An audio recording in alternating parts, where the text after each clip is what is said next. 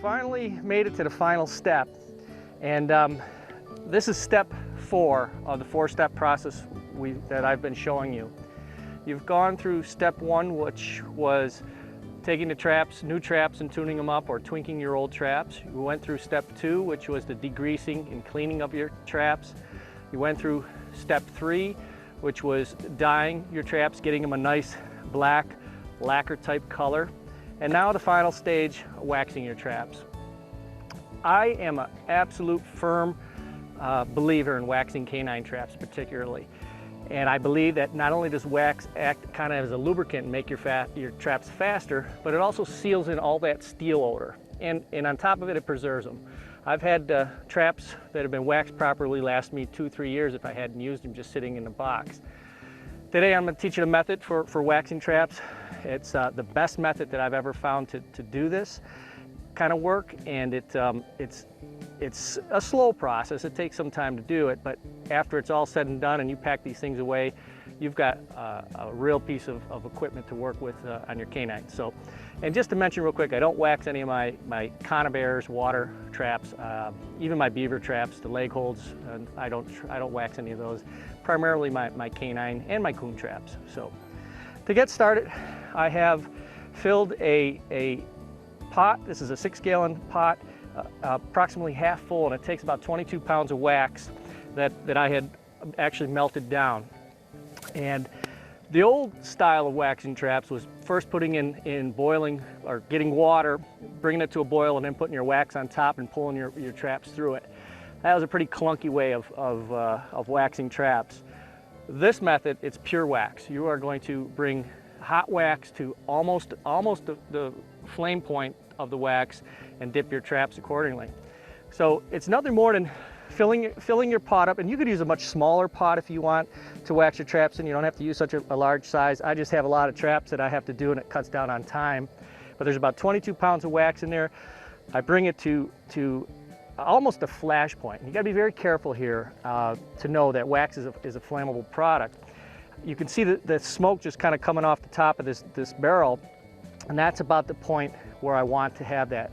Using a propane tank with a regulator on it, I can control that heat. Where in the old days they used open flames, it's hard to control the temperature. This way is very easy, and you can also use a thermometer. I like bringing it up, 250 degrees plus if you're going to use a thermometer to measure the temperature. But I basically just look for a nice light smoke coming off top surface of that wax. If you run into a problem and it becomes too hot, you do nothing more than just kind of cap your barrel, and that'll stop the flame. And then you can lower your flame accordingly. But I don't run into too much of that. It has happened to me. You may want to wear eye protection and gloves if you're very concerned with that. But like I said, I've never really had it happen too much. Once your traps are all prepared for the waxing process, you got to make sure of 2 things. One is that they are dry. You don't want to put a wet trap in that barrel. A couple things could happen. The wax could spit up real quick at you, and it would take forever for that wax to adhere to that trap. Not forever, but it'll take a longer time to get that wax adhered on the trap.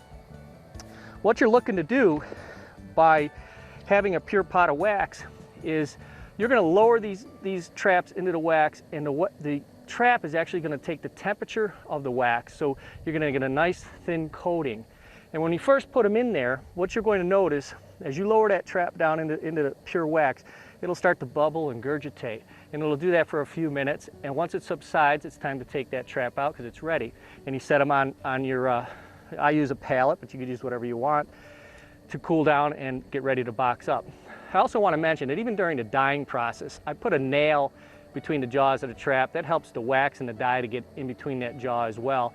If you have offset jaws, you don't really have to worry about it, but I do use a lot of nails or whatever you see fit to use to get some space so that wax can get in there.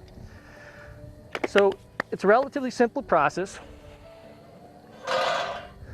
Just get yourself some type of hook and start putting your traps in your wax.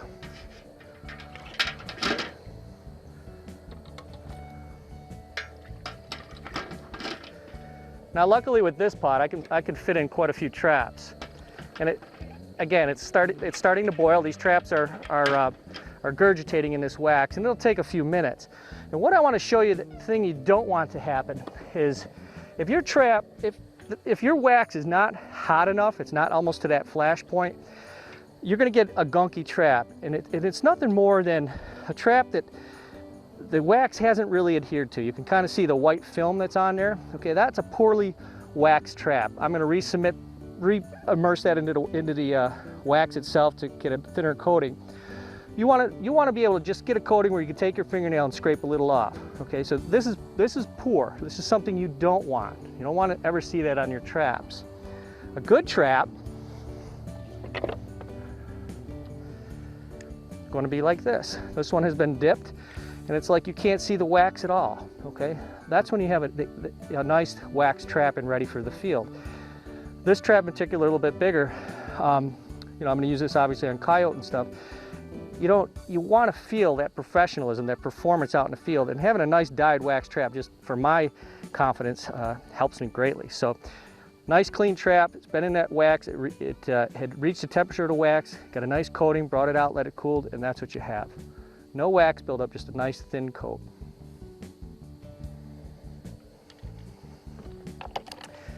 And just for the sake of the video, you see me touching these with my hands.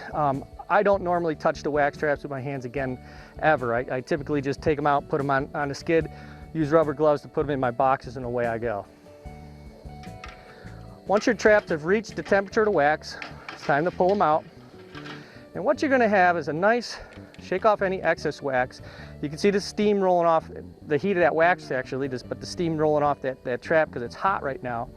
And when this dries, you'll get a nice adhesion of wax on there, okay? And that's what you want.